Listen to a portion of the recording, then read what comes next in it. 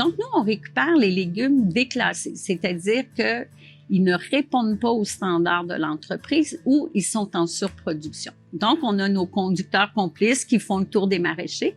Par la suite, ces produits-là sont emmenés dans les cuisines de transformation, sont apprêtés et revendus dans un réseau de points-vente directement à la population avec des tarifications variées, ce qu'on appelle la tarification sociale. Donc, nous, on parle plus de tarification sociale, mais on dit que c'est le droit pour tous à une saine alimentation. Donc, en fonction de son revenu personnel, les gens vont auprès de ces congélateurs-là et eux déterminent le prix qu'ils peuvent payer pour un produit. Nous, on a mis une échelle de prix. Il y a 3 catégories de prix. Le deuxième objectif des complices, c'est la bonification de l'offre alimentaire dans les écoles défavorisées des territoires. Maintenant, les complices alimentaires vont avoir la gestion et la préparation alimentaire de 2 écoles. C'est pour ça qu'on se retrouve aujourd'hui dans une cafétéria d'école de l'école Arthur Pigeon, parce qu'à partir de septembre prochain, ce sont les complices alimentaires qui vont voir à la préparation alimentaire du club de petit déjeuner des écoles du territoire, mais aussi de 2 écoles de notre territoire présentement. Puis on aimerait, plus les complices vont grandir, de pouvoir offrir des repas sains à moindre coût à la population. Troisième volet, qui est le volet le plus important, parce qu'on a besoin de travailleurs. Donc, nous, on est en train, là, présentement cette année, de prototyper nos parcours à l'emploi. Donc, nous, il y avait 3 phases de développement des complices, puis la phase pendant la pandémie était plus longue à développer qu'on croyait. Donc là, on rentre vraiment dans le prototypage de nos parcours à l'emploi. Ce sont des gens qui sont éloignés du marché du travail et qu'on accompagne et qu'on soutient dans la réintégration au marché du travail.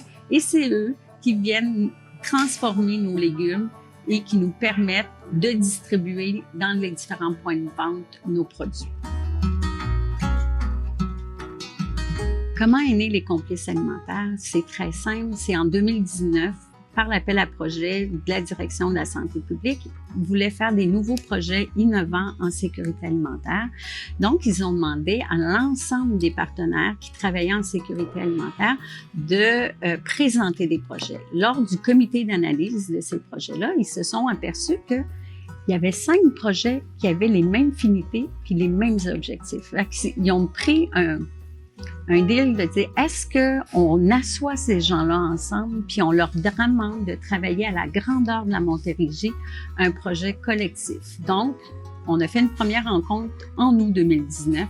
Suite à cette rencontre-là, l'ensemble des partenaires ont dit qu'ils étaient d'accord d'avancer dans un projet en entrepreneuriat collectif, en mutualisation des ressources, afin de rendre accessibles des fruits et des légumes à l'année aux populations les mal desservies en Montérégie-Ouest. Donc, à partir de là, les 50 partenaires ont commencé à travailler l'objectif de comment on va faire pour rendre accessibles ces fruits et légumes-là à l'année.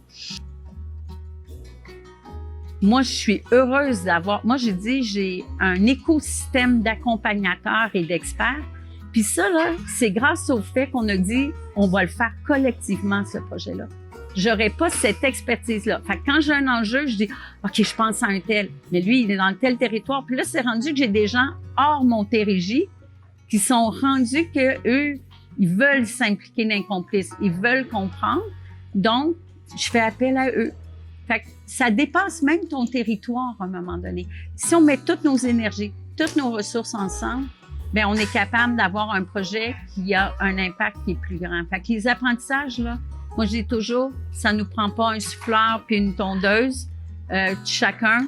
Mais si on se partage les équipements, si on se partage la ressource qui le fait, ben, on est capable de développer beaucoup plus grand puis rejoindre le plus de personnes possible. Fait que l'apprentissage, là, c'est apprendre à le faire puis et y aller avec la patience. Il faut être patient quand on décide d'embarquer dans un processus comme ça.